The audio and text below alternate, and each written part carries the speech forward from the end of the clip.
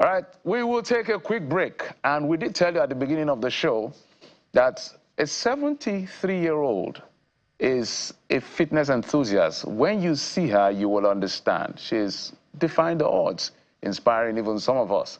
We'll get to meet her in just a moment. Join us again.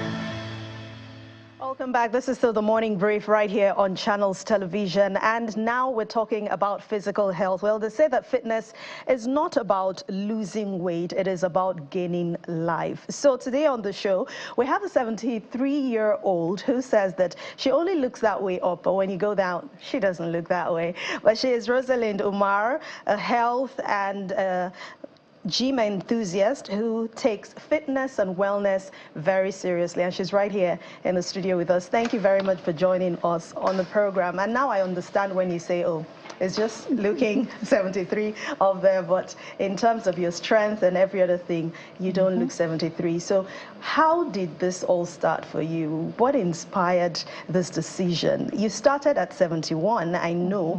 So before 71 years old, nothing inspired you to get into this fitness world and take it seriously? Not really, because in my generation, we didn't know much or anything about keeping fit or going to the gym or exercising. Fortunately, I was a member of Ikoyi Club, but I really didn't do anything until when I developed arthritis in my knees. And the doctor said I was too young to have surgery done on my knees, and so I should swim and exercise, strengthen the muscles, my hamstrings and my quads. So I did that for almost 14 years. And it would help you, but it would only stave off the ultimate time when you need to do your surgery. I chose to do surgery. So I had major surgery. I'm a bionic woman here. It's all replacement parts in my bodies and my knees. And after my surgery and my knees were now okay, some 6-7 years ago, then I stopped going to the gym because the gym is not interesting. It's a lot of hard work. It is. It's very difficult. I didn't go in the first place because I wanted to go. I went because my doctor told me to go. And now that there was no need for me to go anymore, I'd rather sit at home and just chill. And so when did the seriousness start for you then? What now happened was, after my surgery, when I recovered, I went back to my usual, in quotes, useless lifestyle. Just sitting at home, eating, drinking. My hobby is reading and reading. It wasn't even the eating that got me into trouble because I'm a very disciplined eater. I don't eat in between meals, I don't eat junk food. But the sedentary lifestyle, just sitting on the couch from morning till night, reading your Kindle. My husband and I live alone. All our children are grown up and away. And we are addicted to Scrabble. Oh. And we will play Scrabble till about 12 midnight, him cheating most of the time.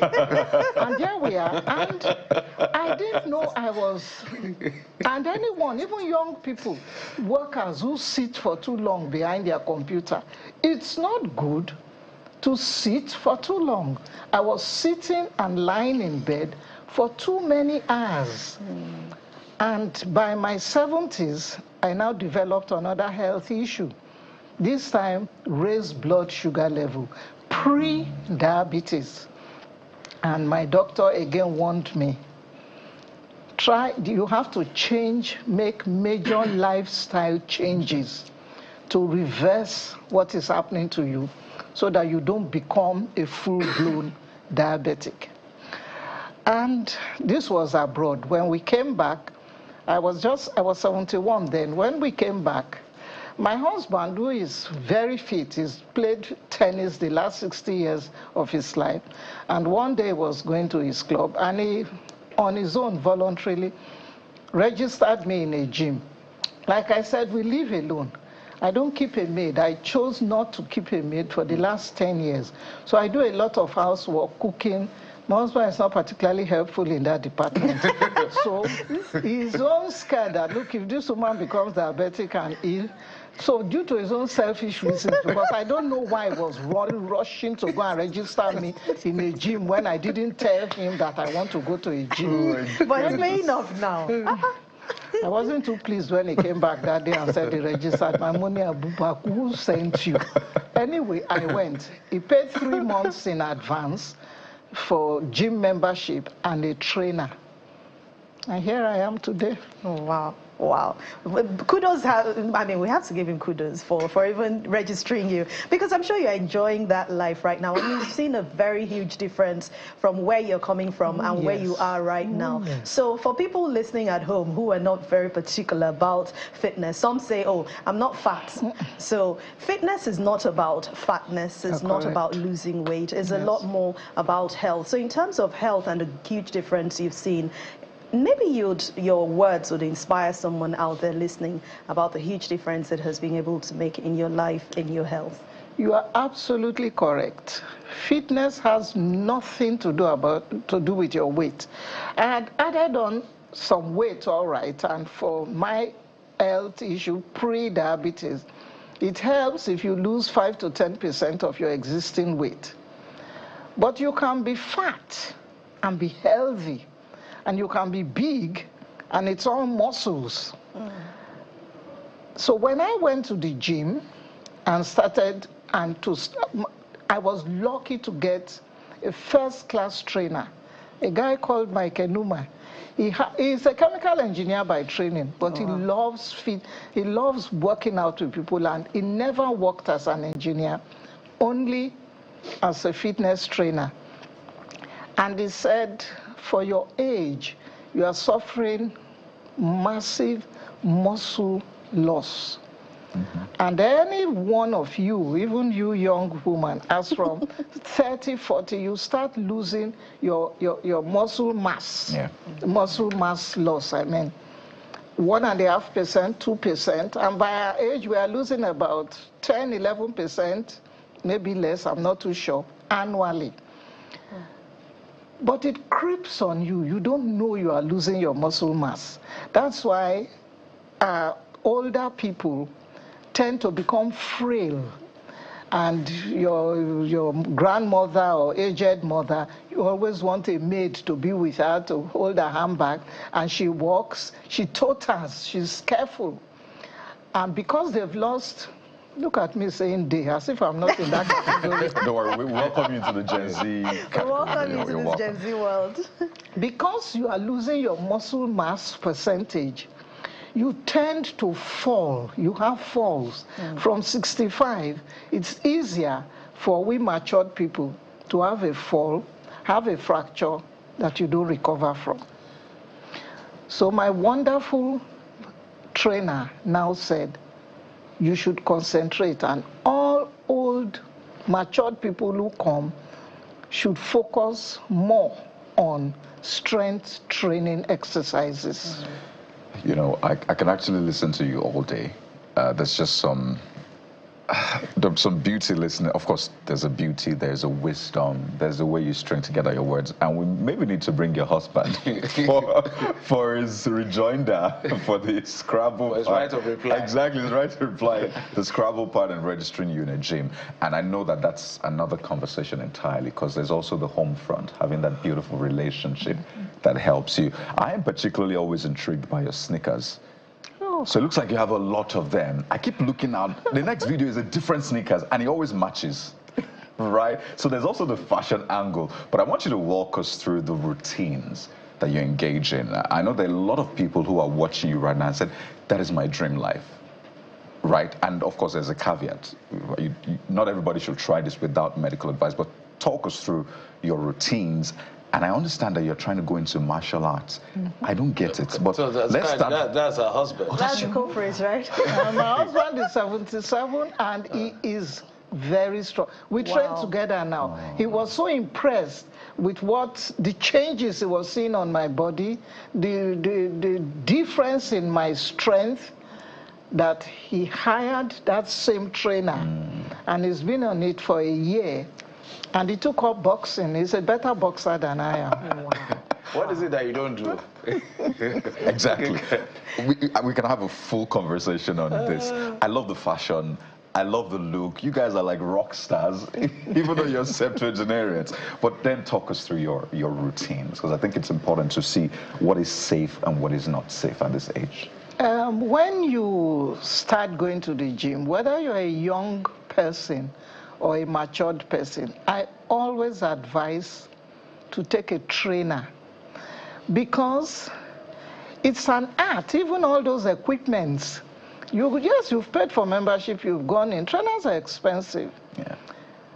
And so you don't want to pay, and you look at, or you go to YouTube, you look at the way it's done, how it's demonstrated, and you say to yourself, you can do it. Well, yes, you can. But there are nuances, there are things that you have to be shown. You want to stoop and pick something, a weight, for example, a dumbbell, and you bend. Your trainer would immediately, you said, oh, I've picked it, you bend. You don't bend, you stoop. You bend your ass like you want to sit on a toilet bowl. If you are not shown how to do it, you will be doing that exercise, but you are doing it the wrong way. And it's having no effect on your body. And it's even making things worse. Yes, it's having no effect on your body. And then a trainer, when you have issues, for matured people, from our 60s, we start having health things. Your body is degenerating, almost like computer breakdown. So the back, the spinal cord is something is sitting on one nerve, a sciatic nerve, your hip bone, in my case, my knees. So there are certain exercises you can't do. It is the trainer who immediately notices, like I have problems with my shoulders. I can't lift behind and lift weights. He knows the substitute exercises that would still benefit you from that thing that particular part of your body cannot do. So he shows you, but because they're expensive, I also advise people, use them for 1 or 2 months, memorize the moves they've shown to you, and then you can continue on your own. So when you get to the gym, I'm imagining that we've seen skits of people going to the gym and they walk into the gym and they see people doing all kinds of strenuous training, like what brought me here? And they literally want to work out. So walk us through the first time you stepped into the gym. My assumption is that perhaps you see a lot of young people. How did that make you feel? And how were you able to psychologically break in and get your space that now you're doing things that even some young people can't do? When I first went to the gym, I had no eyes for no one else. I wasn't, they were invisible as far as I was concerned. I went there for myself. I went there for a purpose. And I just focused, and so my trainer showed me what. The first 6 months in the gym, I spoke to no one. I'm coming there to exercise. It's not a social gathering. I've not come to make friends or, Bawoni, what are you doing? What's happening after? No, I've just come to do my exercise.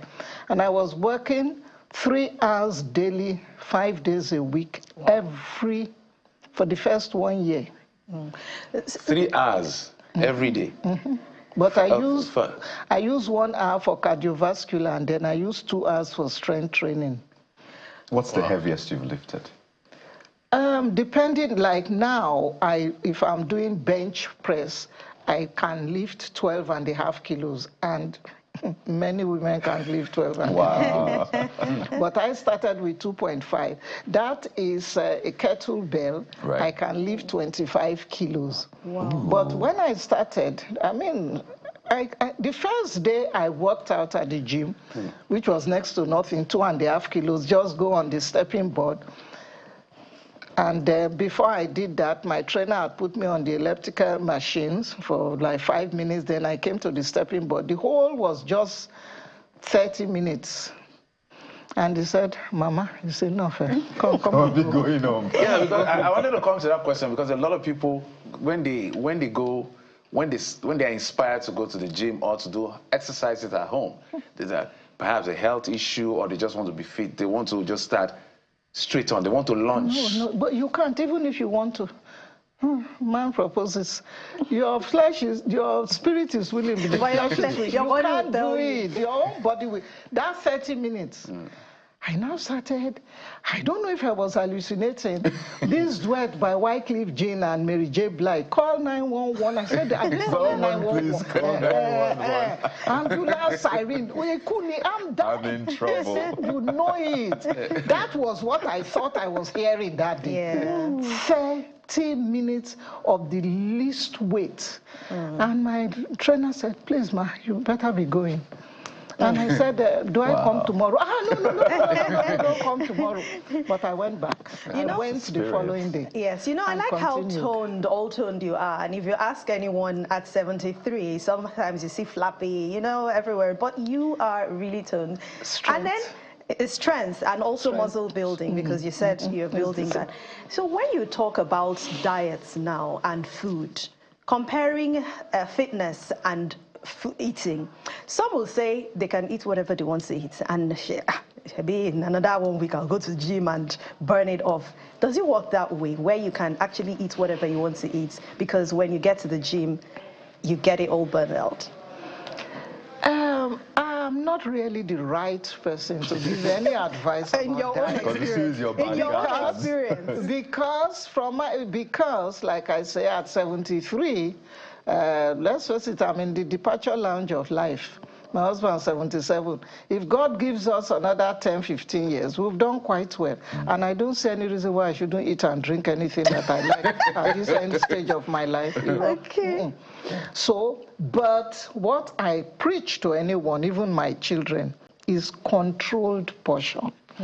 You don't say because you like pounded yam. My husband, he comes from an area where they make pounded yam. I always make it at home. Or in my place, we eat starch. Then you eat like a boa constrictor, python. You eat, you can't even get up later. That's disgusting. I say I like beer. Then I will see, and I can afford it. Then I drink a carton of beer. Or even Coke. Everything should be done in moderation. Small portions, just enough portion to fill you, but not for you to be overfed. So we eat small portions twice a day and never eating in between meals. But we eat any and everything that we like, but modest, controlled And now food is even more expensive, so... Intermittent fasting is what a lot of people are doing now. For everybody. I must say, you're such a delight. Just a delight.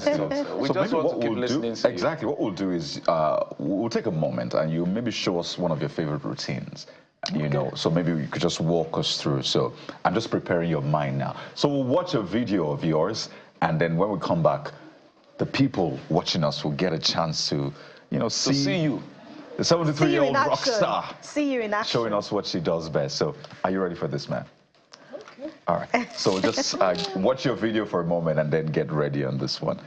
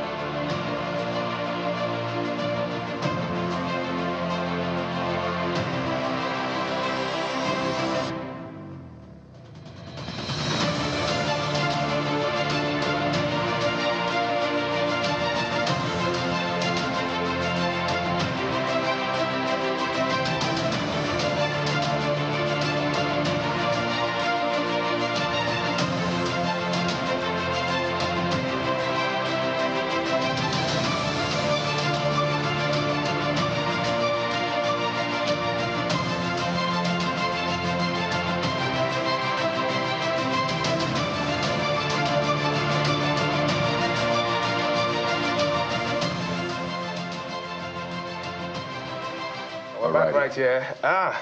73. We need to keep emphasizing that. Yes. She's here to just show us exactly what she does, briefly, so that it doesn't look like we're just saying things that are not true. So, madam? You start the day with warming up. Okay. Stretches. Do this.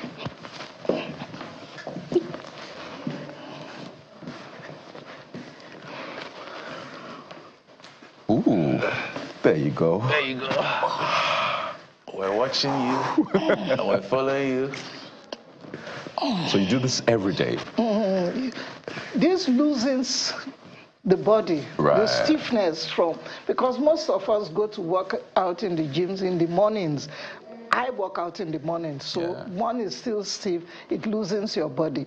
Okay. And then you start, let's say, I will use body weight to do squatting. Squats. Squat works on your leg muscles, and that is what will tone your thighs. So just to protect us, we'll do it for 30 seconds. And then we'll wind Because I'm already down. breathing. Go down. Right. Okay. Okay. Well, maybe I'm not well dressed for this. So please excuse me. So that is a goblet And you just squat. stretch. You just I stretch. should just stretch. Okay. Beautiful. Then you can also, if you have, there are some you do against the wall, or one that is quite difficult for older people is what we call balance.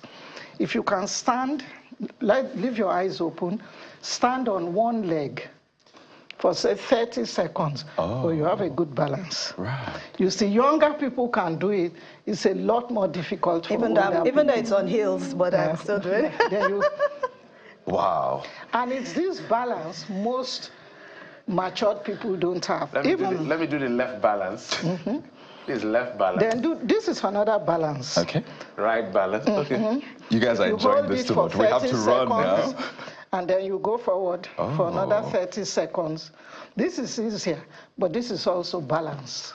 Wow. We need to have you come back, particularly with your hobby. I think it would be great to have I that probably will be conversation. well dressed to Absolutely. explore all of it. Thank you so much. Thank you so much, Rosalind Umar. She's a gym and health enthusiast, and at 73, she's doing it. So what's your excuse? And she's learning Aikido, right? Very soon. I'm starting that now. I like that martial art part also. Probably this should inspire you watching right there, out there, to know that there is no excuse. You should be bigger than your excuse. They say fitness and wellness is a requisite for happiness. But that's where we end today's edition of The Morning Brief. It's been amazing. Thank you very much for watching. I'm Anne Nwawodu. So I leave you with this balance. Goodbye. I'm Jeffrey. Here's wishing you a good work-life balance. Sunrise Daily is next. Stay with us right here on Channels Television. See you. I'm Gary.